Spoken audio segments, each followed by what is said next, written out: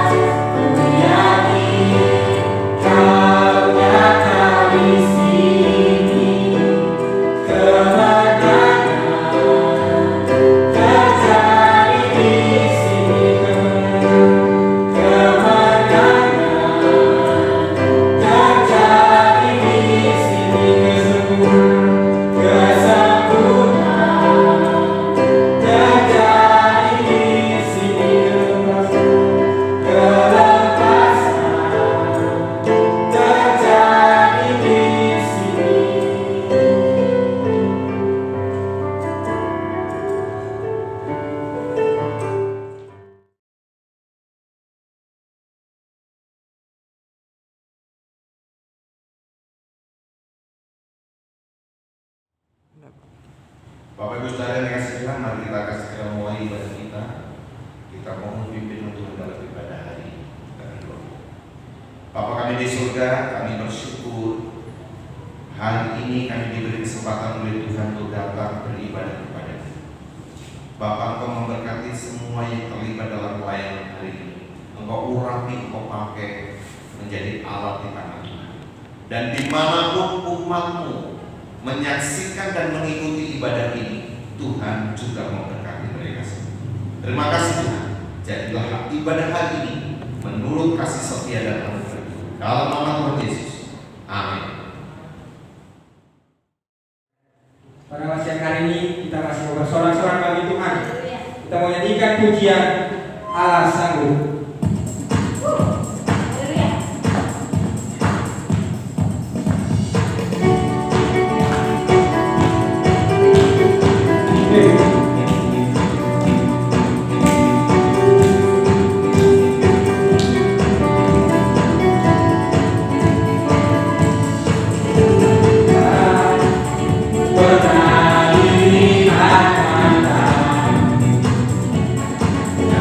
Nah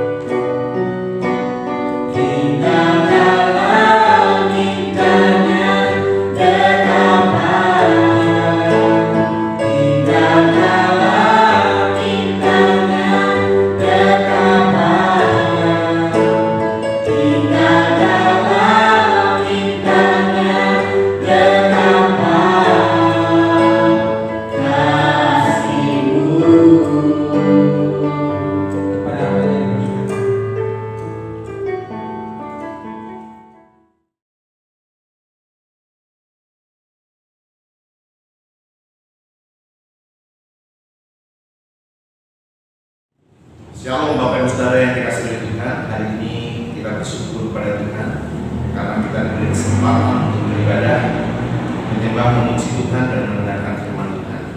Mari sebelum kita mendengarkan firman Tuhan, kita tundukkan kepala, kita berdoa mohon hikmat yang daripada Tuhan.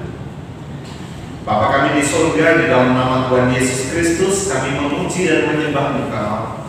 Sebab dalam segala perkara Allah berdaulat, Allah mengendalikan segala sesuatu untuk maksud-maksud Tuhan yang mulia. Dan kami bersyukur ya Tuhan karena pemeliharaan-Mu yang sempurna atas setiap kami.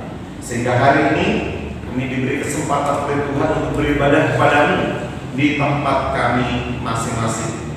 Bapa kami di surga, sebentar kami akan mendengarkan firman-Mu. Kiranya Roh-Mu bekerja kepada setiap kami. Urapi hamba-Mu, untuk dapat menyampaikan, membentangkan rahasia firman Tuhan.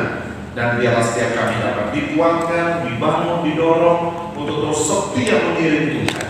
Terima kasih Tuhan. Dalam nama Tuhan Yesus Kristus kami berdoa. Amin. Bapak Ibu Saudara yang kasih Tuhan, hari Minggu lalu kita merayakan hari Pentakosta, hari pencurahan Roh Kudus. Saya sendiri mengikuti di dalam medsos, di YouTube. Ada banyak hamba-hamba Tuhan yang menyampaikan kebenaran firman Tuhan berkaitan dengan Pentakosta, pencurahan Roh Kudus. Nah, Bapak Ibu Saudara yang dikasih Tuhan, hari ini juga kita akan melihat apa sesungguhnya yang merupakan tujuan pencurahan Roh Kudus kepada kita. Mari kita membuka bagian firman Tuhan yang diambil dari Kisah Para Rasul, pasal yang kedua, ayat yang pertama sampai dengan ayat yang ke-11. Firman Allah berbunyi demikian. Ketika tiba hari Pentakosta, semua orang percaya berkumpul di satu tempat. Tiba-tiba turunlah dari langit suatu bunyi seperti tiupan angin keras yang memenuhi seluruh rumah di mana mereka duduk. Dan tampaklah kepada mereka lidah-lidah seperti nyala api yang bertebaran dan hinggap pada mereka masing-masing. Maka penuhlah mereka dengan Roh Kudus. Lalu mereka mulai berkata-kata dalam bahasa-bahasa lain seperti yang diberikan oleh Roh itu kepada mereka untuk mengatakannya. Waktu itu di Yerusalem diam orang-orang Yahudi yang saleh dari segala bangsa di bawah kolong langit. Ketika turun bunyi itu, berkerumunlah orang banyak. Mereka bingung karena mereka masing-masing mendengar rasul-rasul itu berkata-kata dalam bahasa mereka sendiri. Mereka semua tercengang-cengang dan heran, lalu berkata, bukankah mereka semua yang berkata-kata itu orang Galilea? Bagaimana mungkin kita masing-masing mendengar mereka berkata-kata dalam bahasa kita sendiri, yaitu bahasa yang kita pakai di negeri asal kita. Kita orang Partia, Media, Elam, penduduk Mesopotamia, Yudea, Kapadokia, Pontus dan Asia, Frigia dan Pamfilia, Mesir, dan daerah-daerah Libya yang berdekatan dengan Kirene. Pendatang-pendatang dari Roma, baik orang Yahudi maupun penganut agama Yahudi, orang Kreta dan orang Arab, kita mendengar mereka berkata-kata dalam bahasa kita sendiri tentang perbuatan-perbuatan besar yang dilakukan Allah. Bapak Ibu Saudara yang dikasih oleh Tuhan, pembahasan berkaitan dengan Roh Kudus memang adalah sebuah topik yang sangat luas. Tentu saja tidak cukup waktu membahasnya dalam beberapa menit. Ini adalah sebuah topik yang begitu luas. Namun kita perlu mengerti dengan jelas apa maksud dari firman Tuhan. Penafsiran firman Tuhan yang benar adalah dengan memperhatikan pertama konteks ketika ayat itu ditulis. Yang kedua dengan memperhatikan genre atau jenis sastra di mana kisah itu ditulis. Nah, Kisah Para Rasul, genre-nya, jenis sastranya itu adalah naratif. Artinya ini adalah sebuah cerita yang harus kita perhatikan alurnya untuk kita dapat menangkap makna kebenaran yang ada di dalamnya. Nah, Bapak Ibu Saudara, dari hal ini kita akan melihat apa tujuan Tuhan mencurahkan Roh Kudus. Kita tahu bersama, tentu saja Roh Kudus sebagai pribadi dari Allah itu sendiri, dia sudah ada dari sejak kekal sebelum dunia diciptakan. Bahkan dia hadir pada waktu penciptaan dunia. Dia aktif bekerja di dalam perjanjian lama. Dia hadir dalam pelayanan Yesus. Tapi mengapa baru dicurahkan pada hari Pentakosta? Sesungguhnya Bapak Ibu Saudara, ini dimulainya sebuah era baru, yaitu gereja Tuhan.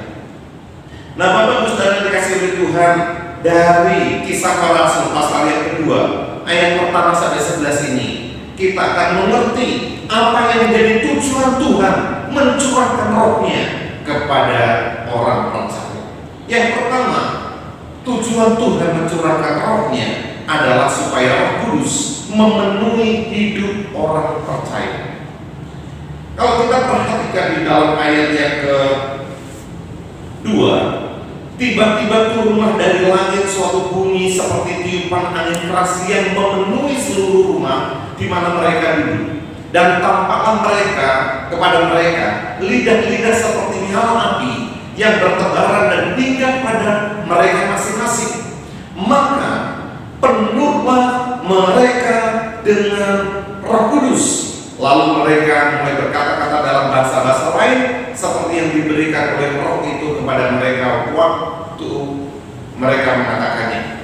Jadi Bapak Ibu Saudara yang dikasih Tuhan, tujuan Tuhan mencurahkan Roh-Nya pada hari Pentakosta adalah untuk memenuhi hidup orang percaya. Dikatakan di sini penuhlah mereka dengan Roh Kudus. Bapak Ibu Saudara, kita harus kaitkan ayat ini dengan apa yang Tuhan Yesus katakan dalam Injil Yohanes pasal 20 ayat yang 22. Di sana dikatakan, dan sesudah berkata demikian, ia mengembusi mereka dan berkata, terimalah Roh Kudus. Ketika Tuhan Yesus bangkit dari antara orang mati, dia ada di sebuah ruangan di mana murid-murid berkumpul dalam ketakutan. Lalu Tuhan Yesus berkata, damai sejahtera turun atas kami. Lalu kemudian Tuhan mengembusi mereka dengan Roh Kudus. Apa pengertiannya? Pengertiannya adalah bahwa para murid sudah menerima Roh Kudus. Roh Kudus sudah diam di hati mereka. Tetapi kepenuhan Roh Kudus berbeda dengan pendiaman Roh Kudus. Murid-murid sudah didiami Roh Kudus, tetapi murid-murid belum penuh dengan Roh Kudus. Di hari Pentakosta ini, Roh Kudus memenuhi mereka. Bapak Ibu Saudara yang dikasihi oleh Tuhan, itulah sebabnya dipenuhi Roh Kudus adalah sebuah bentuk imperatif, sebuah bentuk perintah yang dianjurkan oleh semua, dialami oleh semua orang-orang percaya. Rasul Paulus dalam Efesus pasal 5 ayat 18 berkata, dan janganlah kamu mabuk oleh anggur, karena anggur menimbulkan hawa nafsu, tetapi hendaklah kamu penuh dengan Roh. Bapak Ibu Saudara, seringkali pemahaman kita mengenai kata penuh digambarkan dulu, dilukiskan seperti sebuah botol yang kosong, lalu kemudian diisi dengan air susu sampai penuh, atau seperti sebuah gelas yang kosong, lalu kemudian diisi air sampai penuh, atau mungkin seperti sebuah mobil atau motor di mana tangkinya itu diisi dengan bensin sampai penuh. Seringkali pemahaman kita tentang kata penuh seperti itu, tetapi pemahaman kita yang seperti itu tidak sesuai dengan maksud penuh dengan Roh Kudus ini. Dalam konsep pemikiran orang-orang Yunani, kata penuh ini dari kata bahasa Yunani pleroo. Kata pleroo dijabarkan oleh seorang hamba Tuhan yang merupakan pakar di dalam bahasa Yunani, yaitu John MacArthur, mempunyai 3 dimensi, 3 wawasan. Yang pertama, pleroo itu punya nuansa menekan, pressure. Nah, ini dilukiskan seperti sebuah kapal yang menaikkan layarnya, dan kemudian angin mengembusi layar itu dan membawa kapal itu menuju ke tujuan. Jadi menekan, mendorong layar itu dan membawa kapal itu sampai ke tujuan. Itu makna dari pleroo. Jadi menekan, menggerakkan, memimpin orang sampai ke tujuan. Saya ingat ketika saya kecil, saya suka bermain dengan mengambil daun, lalu kemudian dari daun itu membuat kapal, lalu kemudian melemparkannya ke anak sungai yang kecil, lalu kemudian dibawa arus dan saya lari mengikutinya, dan itu adalah sebuah kesenangan bagi saya. Gambarannya kira-kira seperti itu. Jadi pleroo itu punya pengertian menekan, memberikan dorongan, menggerakkan, seperti itu. Jadi dipenuhi Roh Roh Kudus punya makna bahwa Roh Kudus itu mendorong, menekan, menggerakkan seseorang untuk melakukan kehendak Tuhan. Kata yang kedua, pleroo mempunyai nuansa, yaitu meresap. Kalau kita pernah minum vitamin dosis tinggi, redoxon, kita ambil satu butir redoxon lalu kemudian kita masukkan ke dalam segelas air, maka redoxon itu akan masuk dan kemudian akan hancur, dan kemudian vitamin C yang terkandung di redoxon itu akan menyebar ke semua isi air dalam gelas. Jadi istilah meresap itu seperti itu. Jadi ketika kita meminumnya tidak lagi rasa air, tapi ketika kita meminumnya seperti ada rasa lemon. Mengapa? Karena redoxon itu sudah mempengaruhi semua isi gelas itu. Jadi ini juga pengertian yang dinyatakan dari kata pleroo itu tadi. Dalam pengertian yang sama, bahwa Roh Kudus itu meresap dan kemudian memberikan rasa kepada orang yang dipenuhinya, sehingga orang-orang di sekitarnya itu bisa merasakan rasa yang meresap dalam diri seseorang yang dipenuhi oleh Roh Kudus. Nuansa yang ketiga, kata pleroo itu adalah mendominasi atau mengendalikan secara total. Nah, nuansa yang ketiga ini banyak yang dipakai di dalam Alkitab. Dibandingkan, kata ini pernah dipakai dalam Lukas 5 ayat 26 tentang orang-orang yang menyaksikan bagaimana Tuhan Yesus menyembuhkan orang yang lumpuh. Dikatakan di sana bahwa orang-orang di situ dipenuhi dengan rasa takut. Jadi rasa takut itu mendominasi, mengendalikan secara total orang-orang yang menyaksikan mujizat Yesus. Lalu juga kemudian dalam Lukas pasal 6 ayat yang ke-11, di sana dikatakan bahwa para ahli Taurat dan orang-orang Farisi dipenuhi dengan amarah begitu mereka ditegur oleh Tuhan Yesus. Jadi perasaan marah itu mendominasi dan mengendalikan secara total orang-orang Farisi dan ahli-ahli Taurat ini kepada Tuhan Yesus. Lalu kemudian dikatakan juga dalam Yohanes 16 ayat yang ke-6 berkaitan dengan kata Tuhan Yesus kepada mereka yang Tuhan Yesus mau meninggalkan mereka. Jadi dikatakan di situ bahwa kesedihan telah memenuhi hatimu. Para murid hatinya dikuasai kesedihan. Mengapa? Karena Yesus mau pergi ke tempat yang mereka tidak tahu. Jadi Bapak Ibu Saudara, mendominasi, mengendalikan yang merupakan makna dari pleroo ini dilukiskan bahwa orang yang penuh dengan Roh Kudus, Roh Kudus itu mendominasi dirinya, Roh Kudus itu mengendalikan dirinya, Roh Kudus itu mempengaruhi seluruh aspek dari kehidupannya. Inilah yang dimaksud dengan penuh oleh Roh Kudus. Dan itu terjadi pada diri murid-murid. Kita lihat para murid-murid pada masa mereka dipenuhi oleh Roh Kudus di hari Pentakosta kali. Mereka yang awalnya takut, mereka yang awalnya tawar hati, mereka berkumpul di tempat-tempat yang tertutup, mereka takut terhadap orang Yahudi. Ketika mereka dipenuhi Roh Kudus, digerakkan oleh Roh Kudus, diresapi oleh Roh Kudus, dikendalikan, didominasi oleh Roh Kudus, oh mereka menjadi berani, mereka melangkah maju.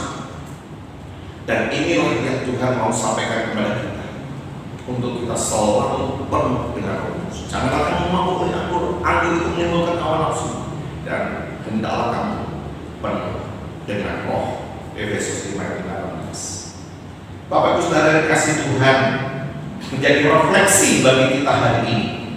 Roh Kudus sudah dicurahkan sejak hari Pentakosta. Roh Kudus sudah diam di hati kita seiring iman dan percaya kita kepada Tuhan Yesus.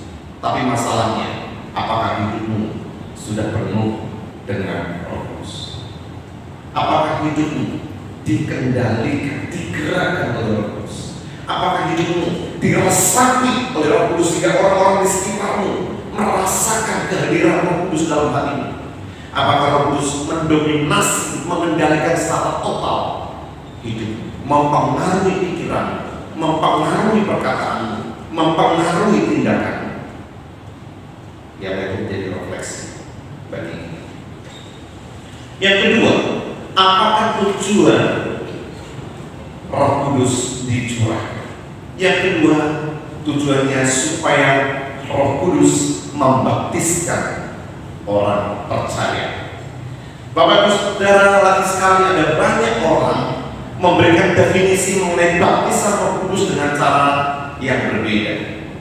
Tapi kita mencoba melihat kebenaran Alkitab berkaitan dengan baptisan Roh Kudus dari Kisah Para Rasul pasal 2 ini dengan memperhatikan konteksnya dan dengan memperhatikan narasi yang disampaikan oleh penulis Kisah Para Rasul ini. Kalau kita memperhatikan Bapak Ibu Saudara di dalam ayat yang ke-5 sampai dengan ayat yang ke-11, kita tahu kemudian para rasul dipenuhi dengan Roh Kudus, lalu mereka mengucapkan bahasa-bahasa baru bagi mereka. Sehingga orang-orang yang berkumpul pada saat itu, orang dari Partia, orang dari Galatia, orang dari Kapadokia, pendatang dari Kirene, pendatang dari Roma, mengerti apa yang dikatakan oleh para rasul pada saat itu. Nah, sebetulnya Tuhan Yesus sudah menyampaikan nubuatan. Coba kita melihat dalam pasal 1 Kisah Para Rasul ayat 4 dan 5 yang itu digenapi dalam pasal yang kedua. Dalam pasal 1 ayat 4 dan 5 dikatakan begini: pada suatu hari ketika ia makan bersama-sama dengan mereka, ia melarang mereka meninggalkan Yerusalem dan menyuruh mereka tinggal di situ menantikan janji Bapa. Yang demikian katanya, telah kamu dengar daripadaku, sebab Yohanes membaptis dengan air, tetapi tidak lama lagi kamu akan dibaptis dengan Roh Kudus. Perhatikan, tidak lama lagi kamu akan dibaptis dengan Roh Kudus. Dan Kisah Para Rasul pasal 2 adalah penggenapan dari apa yang Tuhan Yesus nubuatkan. Para murid dibaptis oleh Roh Kudus. Apa maksudnya dari dibaptis oleh Roh Kudus ini?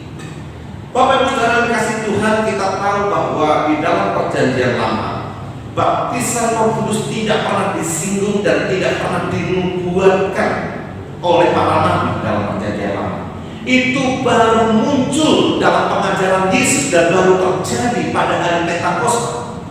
Tidak ada dalam Perjanjian Lama. Ini adalah dimulainya sebuah era baru yang dalam bahasa teologi disebut sebagai dispensasi. Dispensasional. Ini adalah sebuah babak baru, ini sebuah era baru di mana Tuhan membangkitkan komunitas baru, yaitu gereja. Komunitas yang bukan saja terdiri dari orang-orang Israel saja, tapi sebuah komunitas yang menerima orang-orang non-Yahudi, non-Israel, disatukan dalam tubuh Kristus. Dan itu baru mulai terjadi pada hari Pentakosta.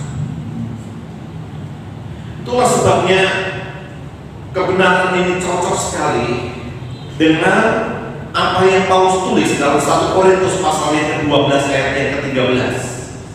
Demikian bunyi firman Tuhan.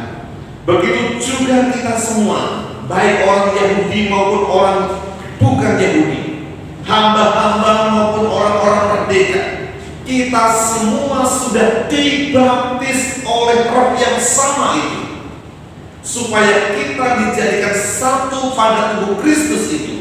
Kita semua juga mengalami Roh yang satu itu sepenuhnya. Ini dalam versi BIS bahasa Indonesia sehari-hari. Kita semua sudah dibaptis oleh Roh yang sama. Kita semua siapa? Baik orang Yahudi maupun orang bukan Yahudi, baik hamba maupun orang merdeka, semua dijadikan satu sebagai tubuh Kristus, sebagai gerejanya. Charles Riley mengatakan dalam bukunya Teologia Dasar bahwa pelayanan baptisan Roh Kudus itu memberikan suatu maksud khusus, yaitu memasukkan orang-orang percaya ke dalam tubuh Kristus. Dulu yang disebut sebagai bangsa pilihan itu hanya orang Yahudi. Dulu yang dimaksud dengan imamat yang kudus itu adalah hanya orang Yahudi. Tetapi sejak Roh Kudus dicurahkan, ada sebuah era baru, ada sebuah zaman baru, keimaman orang percaya.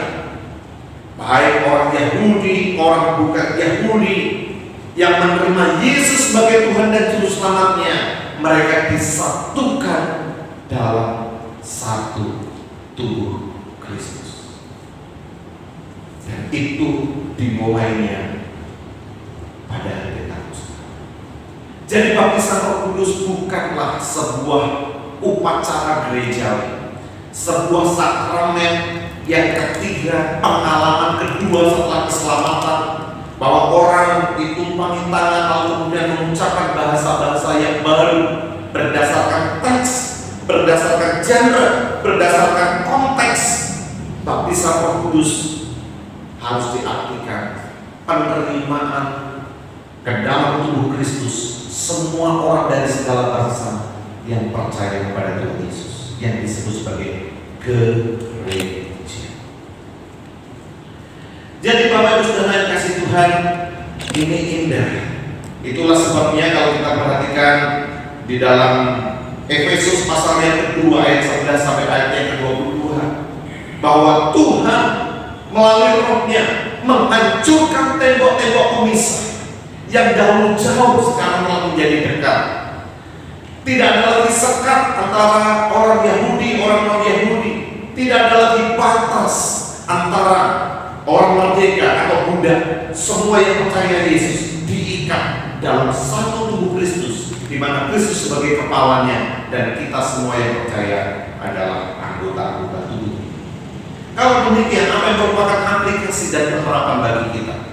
Aplikasi penerapan bagi kita adalah kita harus menerima satu dengan yang lain seperti Tuhan menerima kita. Sebagai satu tubuh Kristus, kita harus mengasihi. Tidak boleh lagi ada sekat-sekat, tidak boleh lagi ada tembok-tembok, tidak boleh lagi ada jurang pemisah, karena kita sudah menjadi satu tubuh Kristus. Bapak Ibu Saudara, ada banyak gereja-gereja yang hanya menerima komunitas saja. Ada gereja Tionghoa, ada gereja Jawa, ada gereja Bali, ada gereja Sumba. Gereja-gereja yang hanya menerima komunitas-komunitas. Seharusnya kalau kita sudah dibaptis dalam Roh Kudus, dibaptis menjadi satu keluarga dalam satu tubuh Kristus, kita harus terbuka, kita harus menerima orang-orang yang lain yang percaya kepada Tuhan Yesus. Tidak lagi di kotak-kotak, tidak lagi di sekat-sekat, tidak lagi dibatasi oleh tembok pemisah, tetapi kita harus mengasihi satu dengan yang lain sebagai satu tubuh dalam Tuhan. Nah, yang ketiga, apa tujuan Tuhan mencurahkan Roh-Nya yang kudus? Yang ketiga adalah Roh Kudus memperlengkapi orang percaya. Ini menarik Bapak Saudara. Kebenaran ini dapat kita lihat kalau kita perhatikan dalam ayat 12 sampai ayat 41. Terlalu panjang ayatnya, kita semua bisa membacanya di tempat kita masing-masing. Tetapi ini menjelaskan mengenai bagaimana Petrus berkhotbah, menjelaskan mengenai kemesiasan Yesus yang dinubuatkan oleh para nabi dalam Perjanjian Lama, dan penggenapannya bahwa dia telah mati di atas kayu salib memikul dosa, tapi dia kemudian bangkit pada hari yang ketiga. Dan hasilnya apa? 3.000 orang menjadi percaya kepada Tuhan Yesus dan dibaptis. Ini luar biasa. Dan inilah yang disebut sebagai karunia Roh Kudus.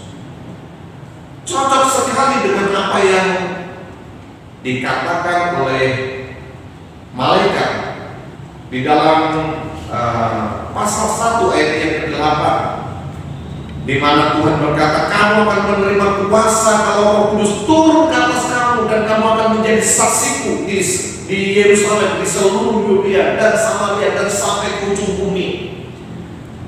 Tuhan tahu bahwa tugas ini tidak mudah. Tugas ini berat. Itulah sebabnya Tuhan memperlengkapi murid-muridnya. Tuhan memperlengkapi para rasulnya. Tuhan memperlengkapi orang-orang percaya untuk melakukan tugas ini. Dan Petrus dengan dikuasai oleh Roh Kudus, dia berkhotbah dan menjadi saksi. Hasilnya 3.000 jiwa percaya kepada Tuhan Yesus. Jadi secara naratif jelas sekali ini menunjukkan bahwa pencurahan Roh Kudus punya maksud, punya makna. Roh Kudus memperlengkapi orang percaya untuk melakukan tugas yang Tuhan berikan. Bapak Ibu Saudara kasih Tuhan, dalam sejarah kita melihat rasul-rasul yang awalnya penangguh. Ketika Tuhan Yesus mati di kayu salib, tidak ada satu pun di antara mereka yang mendampingi Yesus. Mereka lari tunggang-langgang, kocar-kacir semuanya. Tetapi ketika mereka kemudian dicurahkan Roh Kudus dalam kehidupan mereka, mereka diperlengkapi dengan kuasa Allah, mereka diberikan keberanian untuk bersaksi. Apa yang terjadi dengan akhir hidup mereka? Sejarah mencatat akhir hidup para rasul. Matius, dia meninggal karena disiksa dan dibunuh dengan pedang di Ethiopia ketika dia memberitakan Injil di sana. Markus, dia meninggal dunia di Alexandria, Mesir, setelah badannya diseret hidup-hidup dengan kuda melalui jalan-jalan yang penuh dengan batu karena dia memberitakan Injil di Alexandria, Mesir. Lukas sendiri, dia meninggal digantung di Yunani setelah dia berkhotbah di sana kepada orang-orang yang belum mengenal Tuhan. Yohanes, memang dia sempat digoreng dalam bak minyak yang mendidih di Roma, tapi oleh kemurahan Tuhan secara ajaib dia masih hidup, dan dia adalah satu-satunya murid Yesus yang meninggal sampai masa tuanya di Pulau Patmos. Petrus sendiri, dia disalib dengan kepala di bawah sebab dia tidak merasa tidak layak mati seperti cara Tuhan mati. Yakobus, saudara dari Tuhan Yesus, dia sendiri dilemparkan ke bawah dari puncak hubungan baik Allah dan mati karena memberitakan kabar baik. Yakobus anak Zebedius adalah salah seorang murid pertama Tuhan Yesus. Dia mati dipenggal kepalanya di Yerusalem. Lalu kemudian Bartolomeus yang dikenal juga sebagai Natanael, dia menjadi misionaris di Asia, tetapi kemudian dia dihukum mati, dicambuk sampai kulitnya hancur dan terlepas, dan dia mati di Armenia. Andreas, dia disalib seperti cara Petrus, dan sebelum dia meninggal, dia terlebih dulu mengalami cambukan oleh 7 tentara yang diikat pada salib itu. Lalu kemudian Thomas, dia meninggal di India. Dia dilemparkan ke dalam perapian, lalu kemudian dia dihujani dengan tombak sampai dia meninggal. Yudas, saudara Tuhan Yesus, juga mati karena dipanah. Lalu kemudian Matias pengganti dan Yudas Iskariot mati dihukum rajam dan dipenggal kepalanya. Dan Paulus sendiri di zaman kekaisaran Nero mati dipenggal kepalanya pada tahun 68. Bapak Ibu Saudara yang kasih Tuhan, dari mana kekuatan para murid sehingga mereka dapat bertahan sampai akhir? Dari kuasa Roh Kudus yang dicurahkan atas mereka.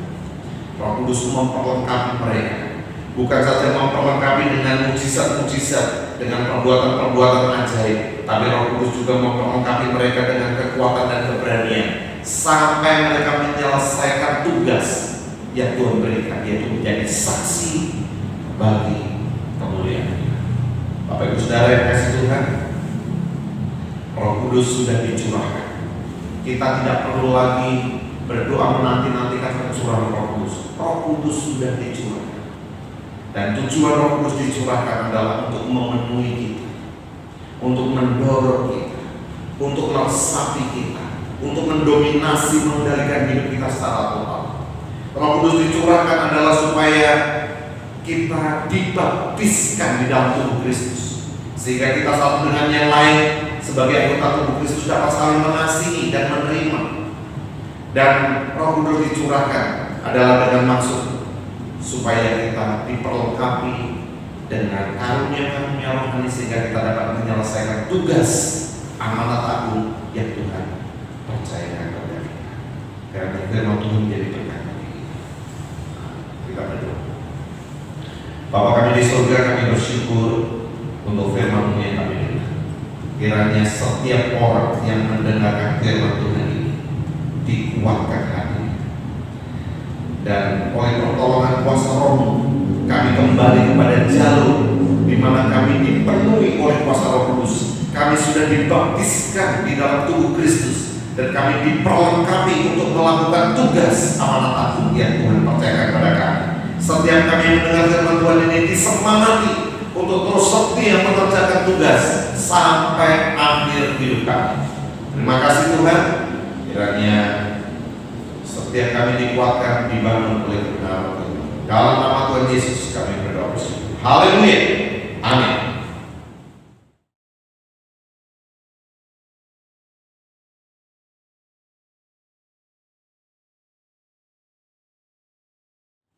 Bapak Ibu Saudara yang dikasih Tuhan, mari kita akhiri ibadah kita hari ini. Kita berdoa sekali lagi. Bapa di surga, kami bersyukur Tuhan sudah memberkati menolong ibadah kami hari ini. Kalau sebentar umat-Mu akan kembali ke dalam segala aktivitas mereka, mari Tuhan memberkati setiap umat-Mu. Engkau kiranya memberkati apapun yang mereka kerjakan. Tangan Tuhan membuat berhasil apa yang mereka kerjakan. Tuhan mengaruniakan kekuatan kesehatan kepada umat, dan kiranya damai sejahtera dari Allah yang Maha Tinggi, kasih sayang dari Tuhan Yesus Kristus, penyertaan dan penghiburan dari Roh-Nya yang kudus adalah senantiasa menyertai kami semua, mulai dari hari ini sampai selama-lamanya. Dalam nama Yesus kami berdoa. Haleluya.